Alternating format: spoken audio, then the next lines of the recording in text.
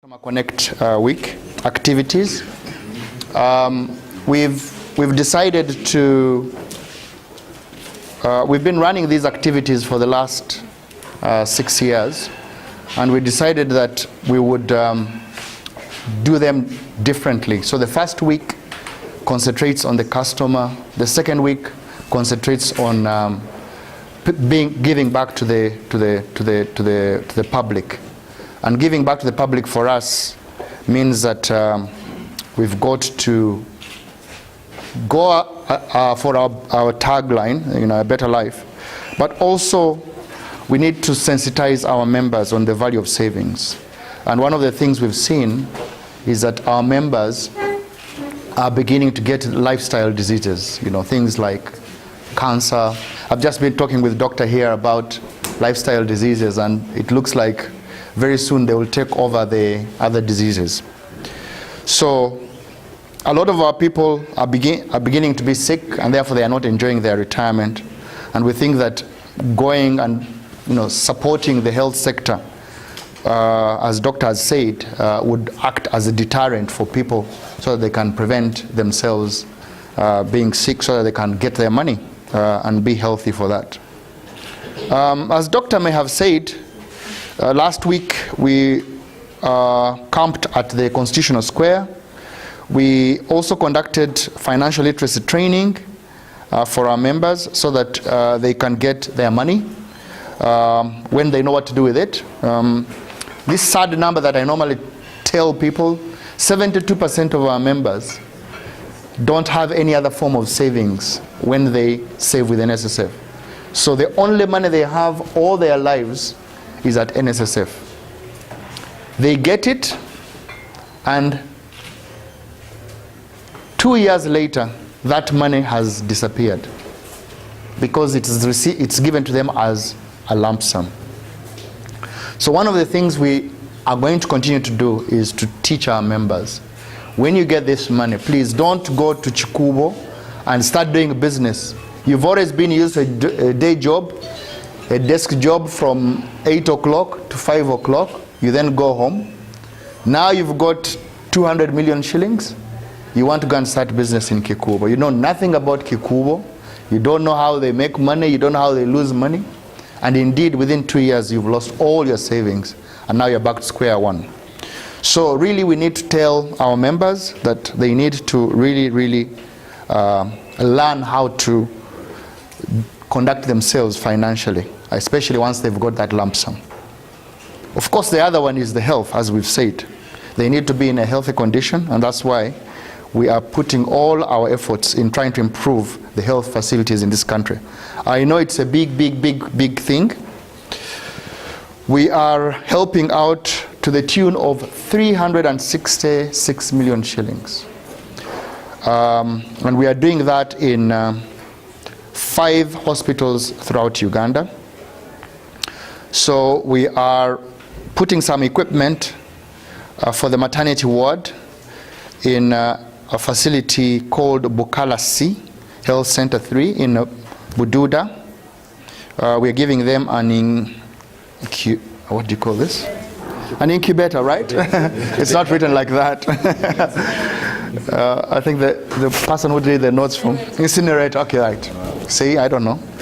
Delivery beds, wind solar system, and incubators.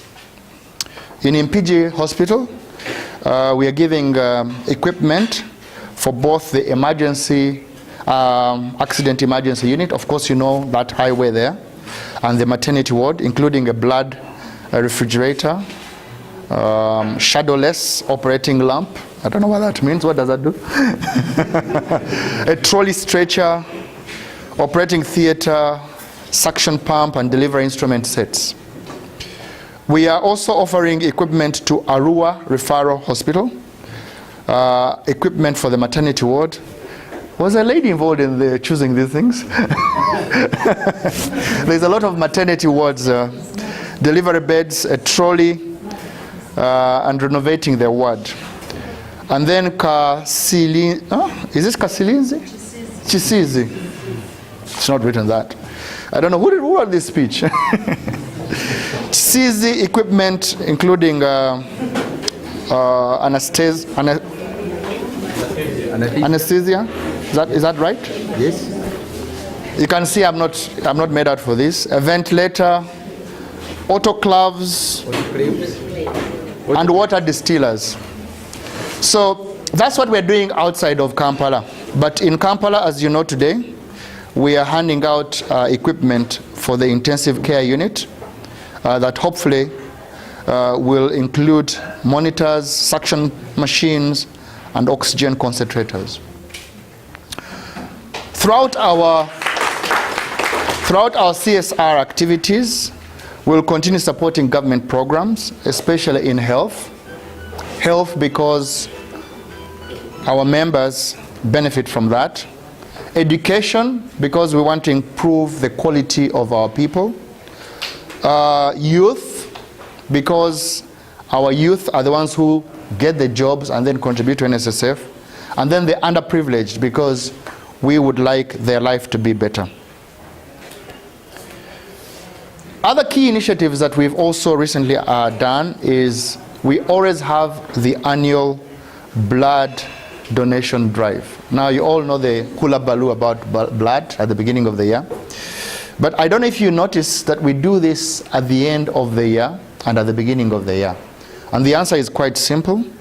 We've been able to find out that during that period, when students are on holiday, hospitals run out of blood. So we believe that by mobilizing people, we will be able to provide that sort of needed donation for the people of Uganda. This year alone, we were able to mobilize 5,800 units. And that, I'm told, has the potential of saving 5,000 lives. And that's quite a lot, I think. We've also been involved in refurbishing schools, especially those of the KCCA, the ones that are publicly owned but are primary schools. And the reason we've partnered with KCCA is I have been around most of those schools and they are really in a bad state. Many of them were built in the 50s, in the 60s, and nothing has been done on the infrastructure. So what we've been doing is that we started the run, what we call the Hash Run. It's a 21-kilometer run around the famous hills of Kampala, the ones where Kampala was started. And through that effort, we've been collecting a lot of money. We've already collected 200 million shillings. We are hoping that we can double that amount this year. The run is on the 25th of March. And those of you who are still able to run, please come and join us, because it is for a good cause. And then finally, we do a lot of support on community projects. We've got 23 branches around Uganda, and we ask our branches to work out projects that are community-based, that help people to enrich their lives.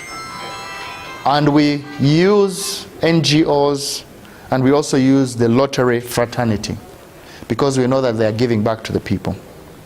So we have been involved in that, and that's part of making sure that the people we are dealing with, our members, the people of Uganda, become a lot better.